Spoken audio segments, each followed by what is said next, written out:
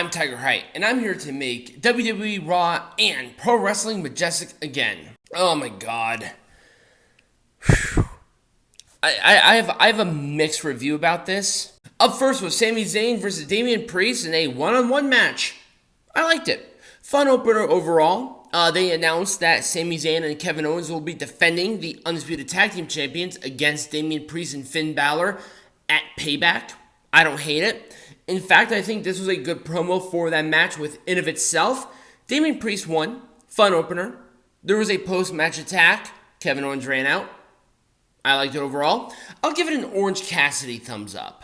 At the very least, this was not the main event, nor was it anywhere close to being the main event. Thank God, after so long, these individuals, 6, 4, 20, it doesn't matter. They weren't main event. Thank you, God. I like Judgment Day, but there was way too much of them in the main event scene with way too many repetitive matches. Period. So up next, I don't know why it was cut off weird here, but we're just going to roll with it.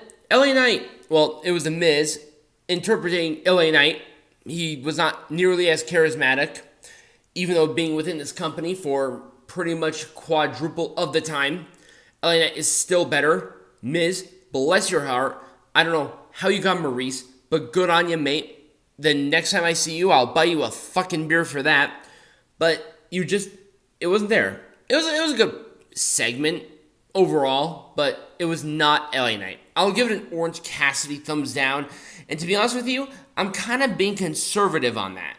Maybe it's because LA Knight has a certain linguistical skills that I expect out of LA Knight. The Miz just was not as successful as he was in the past with interpreting other wrestlers. And that's really why I only gave it that rating. Because I expected more. Up next was the New Day taking on the Viking Raiders. It was a fun match. I liked the back and forth overall. It was Ragnarok, there we go, for Viking Raiders to win. New Day losing another match at this point in time. Kind of makes me feel like that they're jobbers. At this point, they are. Former WWE Champion Kofi Kingston and Xavier Woods, who really made a name for himself outside of the system. Let me repeat that. He made his name outside of the system. Is it not clear? Is it not clear to anybody else on why the new buried, I'm going to call them the new buried are being dayed into oblivion? God. At least it was wrestled well. I did like the back and forth. At the very least, New Buried tried. I'll give it an Orange Cassidy thumbs up, and that's being nice. Trust me, the Viking Raiders needed this a lot more than the New Buried. So here's the thing. Gunther's Intercontinental Championship reign is getting really close to Honky Tonk Man's, and a lot of people don't really necessarily know about that. The reason is that they're not promoting it. If they promote it, people will know about it. The Honky Tonk Man's reign as Intercontinental Champion, as the distance that it did, happened in the mid-90s. How are people going to know that 30 years after the fact? Literally 30 years after the fact. Santino Marella did it great with the Hunkometer, where, you saw it visually every Monday. If they did that with Gunther, maybe not as comical and ridiculous, but if they did that with Gunther, I feel like we would have saw the significance of this title reign more than it did. Chad Gable is still very over with the crowd, and it was a non-pinfall for the win. Probably would have been better with Otis, because obviously they want to protect Chad Gable as much as mentally possible. But Gunther destroyed Chad Gable. They stood over him. Overall, I liked it. I'm going to give it an Orange Cassidy thumbs up, because there were a lot of factors that could have made this better. And I think that's sort of why this was the rating, is because it could have been better. Alright, so Seth freaking Rollins come out. He talked about the whisper to Shinsuke. Number 1, the armband, great. The one side plate with Bray, and people speculating that Bray was supposed to be Seth Rollins. Number 1, you and I all know that's ridiculous. I like Bray. His death was a tragedy. But did he need the World Heavyweight Champion? No. Just like the Universal Champion. Did The Fiend need to win that belt at any point in time? No. He didn't. Because Bray and The Fiend surpassed the importance of that title. It's like giving Brock Lesnar the World Heavyweight Champion. Why? Unless there's a marquee match. Why? I love this Shinsuke Nakamura, by the way. This is what he needed so bad.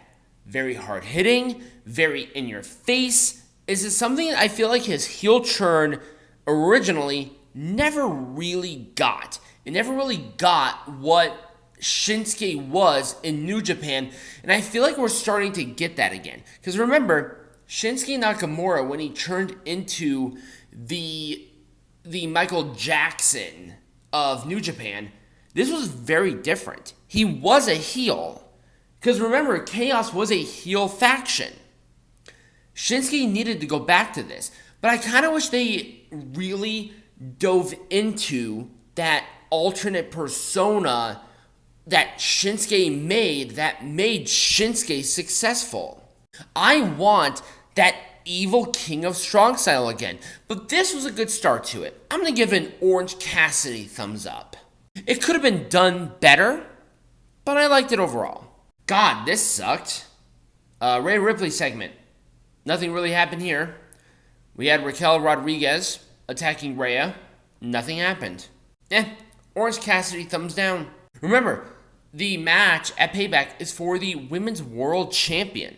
I don't know why it didn't save, but it didn't. We did have Tommaso Ciampa and Bronson Reed. The match itself was fine. It was a horribly botched crucifix pin for Tommaso Ciampa to win. It made everybody kind of look bad, but overall, I did like some of the combos. Nobody looked horribly bad, except up until the ending, so it gets an Orange Cassidy thumbs down, and that's being nice. And we have our main event. No disqualification, false count anywhere, Becky Lynch, Zoey Stark. I liked it overall. I thought this is exactly what it needed to be. I wanted maybe a little more brutality, but that's just me. Based on the rivalry given, I feel like maybe a little more brutality would have been nice. It was a fun main event, but man, that ending was rough. And not in a bad way, kind of. So Becky showed off the Bray armband, and man, she could not hold her emotions. Because people were saying, thank you, Bray.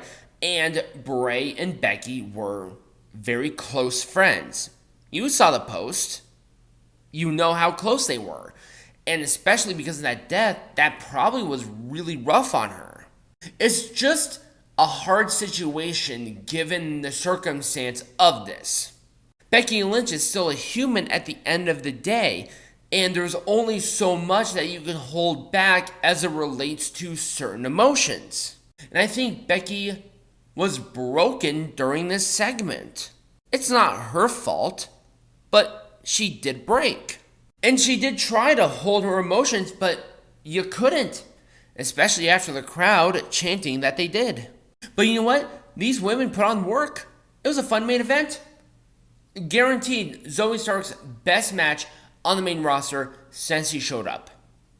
It was a manhandle slam for Becky to win, and the ending with Bray hit something different. It's going to be maybe a couple of more weeks before the whole Bray thing is done. Sorry, that is how it is. It's still very fresh. The first Raw after Bray passed. What was going to happen with him? I don't know. Morning is different. Look at Becky. Her morning was different. And we should not falter for it. It was a good match. I'm going to give it a full thumbs up, actually. I think this is exactly what this rivalry needed. It was brutal. It was fun. It was dynamic. It was interesting. We had some personal stuff, but also it did not take away from the Stratus Lynch match for Payback. In fact, it almost enhanced it.